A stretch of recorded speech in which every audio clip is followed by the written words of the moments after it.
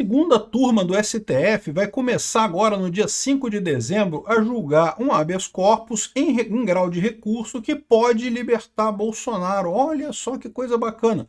Mas eu adianto para vocês o seguinte, esse habeas corpus especificamente não tem chance de prosperar, tá? Tem várias coisas erradas com ele, então esse habeas corpus específico não vai passar. Mas qual que é o ponto aqui?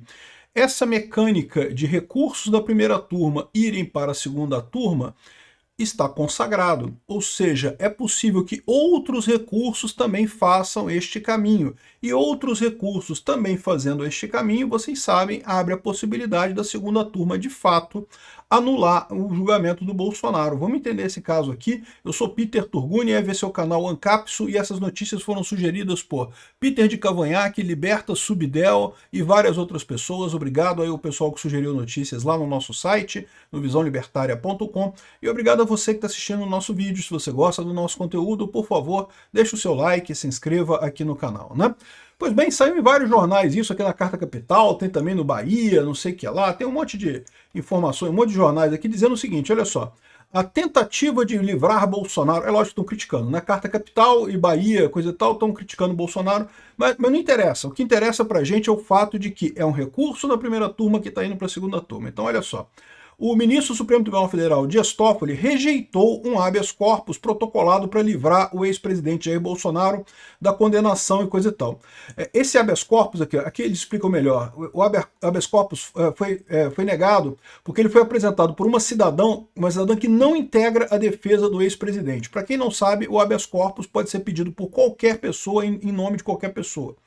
Então você pode pedir um habeas corpus para o Bolsonaro. Porém, isso, se fosse interesse da defesa do Bolsonaro pedir esse habeas corpus, a própria defesa do Bolsonaro teria pedido o habeas corpus, né? Então, outra pessoa pedir habeas corpus não costuma ajudar muita coisa nesse caso. De qualquer forma, essa cidadã, eles não falam o nome dela aqui, ela entrou com esse habeas corpus para livrar o Bolsonaro, dizendo, usando o voto divergente do Fux sobre o julgamento da primeira turma, apontando incompetência absoluta do juízo e configuraria, segundo ela, uma teratologia jurídica. Eu concordo plenamente com o que ela está falando aqui, o voto do Fux foi correto nesse julgamento, mostrou realmente o absurdo que é o voto dos outros juízes, né? E só que, de novo, ela é uma pessoa que não está na equipe de defesa do Bolsonaro. Então o Toffoli rejeitou o pedido. E, ou seja, esse habeas corpus já foi para a segunda turma. Por quê? Porque justamente os recursos da primeira turma são jogados para a segunda turma, né? Além disso, o Toffoli rejeitou. Porém, inconformada, a autora recorreu por meio de um agravo regimental e agora caberá ao colegiado composto por Toffoli, Gilmar Mendes, Luiz Fux, André Mendonça e Cássio Nunes Marques decidir se o pleito seguirá adiante, né? O julgamento ocorrerá no plenário virtual da segunda turma, ou seja, entre os dias 5 e 15 de dezembro, é o que está dizendo aqui também, né?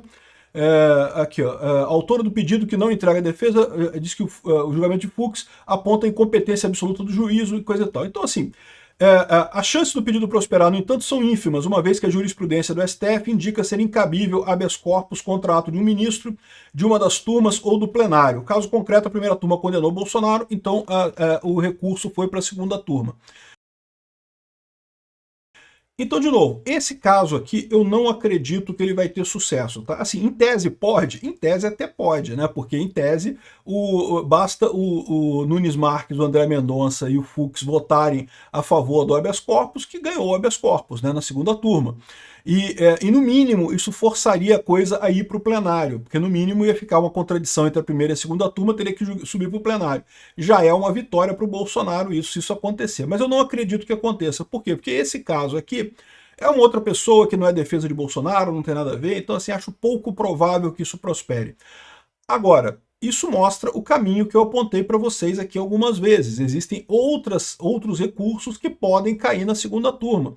E esses recursos na segunda turma, por sua vez, podem de fato ter posição favorável. Um recurso que seja impetrado, talvez não um habeas corpus, mas um mandado de segurança, ou talvez uma revisão criminal, ou qualquer outro tipo de recurso dessa forma, mesmo um recurso infringente, né? Lembra? Tem um recurso infringente que muito provavelmente será decidido contrário pelo Alexandre de Moraes. O Alexandre de Moraes já indicou que não vai aceitar recurso infringente. Recurso infringente é aquele que jogaria para o plenário o caso do Bolsonaro, né?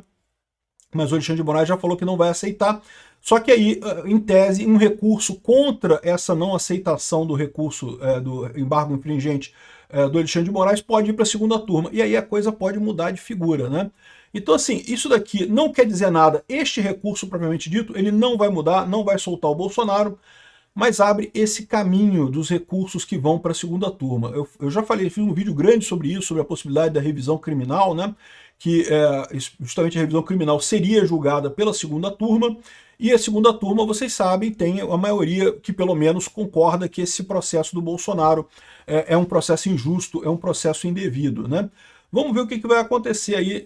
A expectativa, por outro lado, não é muito boa. A gente imagina que nos próximos dias o Alexandre de Moraes deve decretar o trânsito em julgado do caso, embora ainda caibam recursos e coisa e tal, mas ele está com pressa, ele quer fazer isso rápido, e daí, inclusive, imagina-se que ele vai mandar o Bolsonaro para um presídio mais duro, ele não quer prisão domiciliar. Pelo menos um tempo ele quer colocar o Bolsonaro em alguma, ou na Papuda, ou então numa prisão militar. Pela lei, ele teria que ir para a prisão militar. Tá? O Bolsonaro é militar, mesmo que ele perca a patente. Perder a patente não significa que você deixe de ser militar. E pela lei, prisão de militar é prisão em quartel militar. Então, ele deveria ir para algum quartel militar e está mais do que claro a jogadinha que eles querem fazer. Eles querem deixar o Bolsonaro preso um tempo para poder dizer que Bolsonaro também é ex-presidiário, né, para dar esse gostinho para o Lula de poder dizer que o Bolsonaro é ex-presidiário, sendo que, no final das contas, não engana ninguém, está todo mundo vendo o absurdo que é essa história. Né? Não tem nenhuma lógica isso daí. O caso do Bolsonaro claramente foi fabricado. Mas isso daqui abre uma possibilidade, abre a possibilidade de recursos a partir daqui, que seriam jogados para a segunda turma, como a gente falou. Isso pode, de fato, facilitar a saída do Bolsonaro da cadeia, mesmo da prisão domiciliar, ele ser totalmente livre, né? E ainda tem que ver como é que vai ficar o caso da inelegibilidade do Bolsonaro ano que vem, porque a verdade é que o Bolsonaro, em tese, está inelegível, mas o recurso dessa inelegibilidade está com o Fux. Em tese, a inelegibilidade não quer dizer nada, porque ele foi condenado, nesse caso agora, pela lei da ficha limpa, ele estaria inelegível de qualquer jeito, né? Mas, supondo que haja uma anulação dessa condenação agora, ainda persistiria a inelegibilidade dele pelo caso anterior, e isso poderia ser levantado também. Pois bem, vamos ver o que vai acontecer nisso daí. A segunda turma está ficando interessante.